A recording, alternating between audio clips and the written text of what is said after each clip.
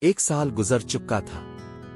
فجر اور شیر کی زندگی خوشیوں، سکون اور مکمل اعتماد سے بھر چکی تھی۔ دونوں کے چہروں پر ہمیشہ ایک مطمئن سی مسکراہٹ رہتی۔ فجر اب ایک کامیاب ڈاکٹر بن چکی تھی اور شیر ہر روز خود اسے ہسپتال چھوڑ کر آتا۔ ان کی محبت اور ایک دوسرے کے لیے احترام دیکھ کر لوگ رشک کیے بغیر نہ رہ پاتے۔ شیر نے اپنے چچا اور ان کے بیٹوں سے پرانی دشمنی ختم کر دی تھی۔ وہ سمجھ چکا تھا کہ زندگی نفرت کے ساتھ نہیں بلکہ محبت کے سہارے ہی اچھی گزرتی ہے۔ لیکن دوسری طرف بدر زمان یعنی شیر کا چچا، جو بظاہر تو ٹوٹ چکا تھا مگر اس کے دل میں اب بھی انتقام کی آگ دہک رہی تھی۔ جی ہاں ناظرین کرام، بدر زمان وہی شخص تھا جس کا دل نرم ہونے کا صرف دکھاوا تھا، ورنہ اس کی ہر چال اور منصوبہ سازیاں ہمیشہ غلط ثابت ہوتی تھیں۔ مگر اس بار اس نے تہیہ کر لیا تھا کہ وہ نہ صرف شیر کو بلکہ فجر کو بھی نقصان پہنچائے گا۔ ایک شام بدر زمان نے اپنے دونوں بیٹوں کو بلایا۔ فہد ہمیشہ کی طرح خود اعتمادی سے بولا، بابا آپ فکر نہ کریں، اس بار آپ کا حکم حرفن آخر ہوگا، آپ کی بے عزتی کا بدلہ ضرور لیا جائے گا۔ بدر زمان نے جیب سے ایک چھوٹی سی چابی نکالی۔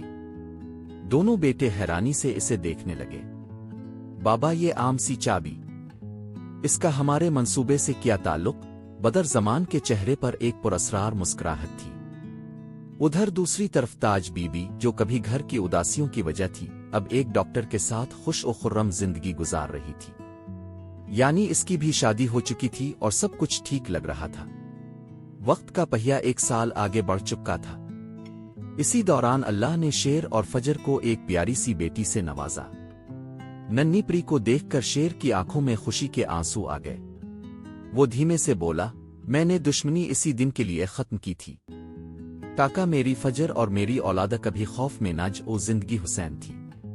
لیکن تقدیر کے پردے کے پیچھے کچھ اور لکھا تھا۔ ایک دن فجر ہسپتال میں اپنی ڈیوٹی کر رہی تھی۔ جب وہ اپنے کمرے میں آئی تو میز پر رکھا ایک لفافہ اس کی نظر میں آیا۔ تجسس سے اس نے لفافہ کھولا اور اگلے ہی لمحے اس کے چہرے کا رنگ اڑ گیا۔ لفافے میں ایک خط تھا، اگر شیر سے فاصلہ نہ رکھا تو انجام بہت برا ہوگا، یہ آخری وارننگ ہے۔ فجر کے ہاتھ لرزنے لگے۔